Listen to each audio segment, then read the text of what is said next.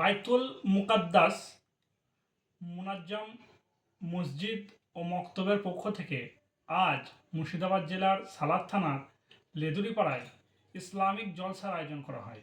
এই ইসলামিক জলসায় বহিরাগত আলেমসহ এখানকার স্থানীয় আলেম এবং অন্যান্যরা উপস্থিত ছিলেন। এখানে বাচ্চারা মক্তবের পক্ষ থেকে কোরআন ও কেরাত প্রতিযোগিতা করেন এবং তারা কোরআন পাঠ করেন। বহিরাগত যে সমস্ত ব্যক্তি এখানে এসেছিলেন তাদের জন্য মক্তব কমিটির পক্ষ থেকে আহারের ব্যবস্থা করা হয়। আপনারা সেই জলসার খবর দেখছেন সরাসরি আমাদের টিভির পর্দায়, সঙ্গে আমি আবুল হাসান আল মামুন। কিয়ামত পর্যন্ত থাকবে।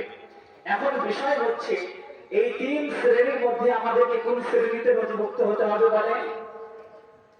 ঈমানদার। তাদেরকে ফলো করতে হবে আমাদেরকে।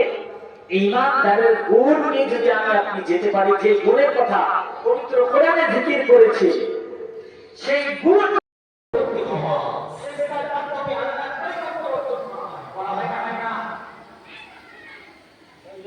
তাহলে সেই দোয়াটাকে আমরা বলছি যে আল্লাহ কবুল করবে না।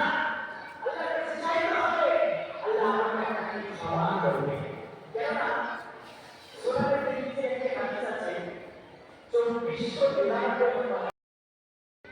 যে সেখানে গিয়ে কোরআন এবং হাদিসের আলোচনা আমরা শ্রবণ করব, তার সাথে সাথে নিজেরাও শোনার পরে আমরা তার উপরে ভরপুরভাবে আমল করে নিজেদের জিন্দেগি, নিজের জীবনকে পরিবর্তন করার লক্ষ্যে আমরা এখানে উপস্থিত হয়েছি, তাই কিনা একত্রিত হয়েছি বলেন?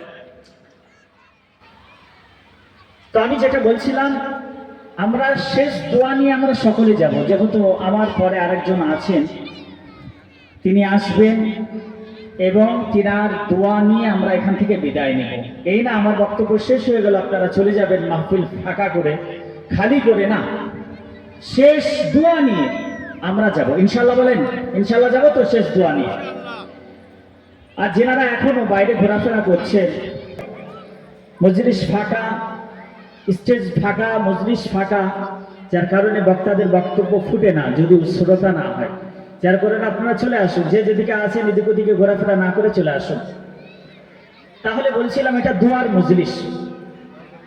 এই দোয়ার গুরুত্ব কি? আমরা একটা হাদিসের দিকে লক্ষ্য করি।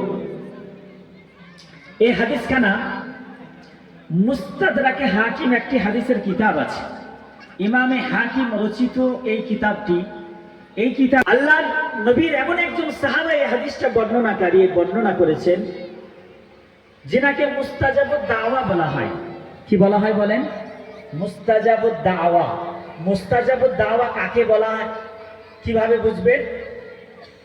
উলামারা বুঝতে পারবেন, মুস্তাজাবুদ দাওয়া সেই সমস্ত ব্যক্তিদেরকে বলা হয় যারা আল্লাহ রাব্বুল আলামিনের নিকটে হাত তুললেই আল্লাহ তাদের হাতকে কবুল করে নেয়, তার দোয়াকে কবুল করে নেয়। বলেন সুবহানাল্লাহ। তাদের দোয়াকে বৃথা বঞ্চিত